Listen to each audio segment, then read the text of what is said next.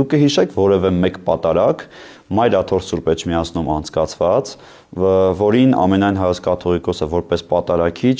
ցանկություն ունեցած կլինի, որ առջևի շարքում կանգնած լինեն ոչ թե փողկապով կանգնած մարդիկ, այլ աղքատ ժողովուրդը, հիվանդները, ծերերը, կաղերը։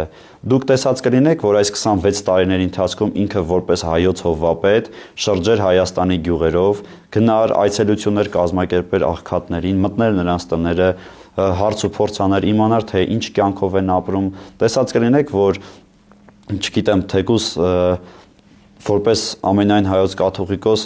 մեկ զինվորի, որը որ պատերազմի ժամանակ զոհվել է, իր հուղարկավորությունը հենց ինքը կազմակերպեր, այսինքն ես օրինակներ գիտեմ, որ մինչև հիմա մարդկանց տների մեջ Վազգեն առաջինի լուսանկարն է կախված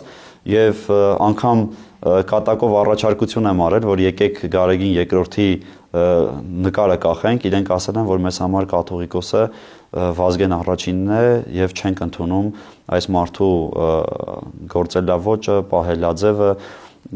եւ այս տարիների ընթացքում իսկապես նեղ անձնական, այսպես իշխանական նախորդ իշխանությունների շահերն է այս մարդը պաշտպանել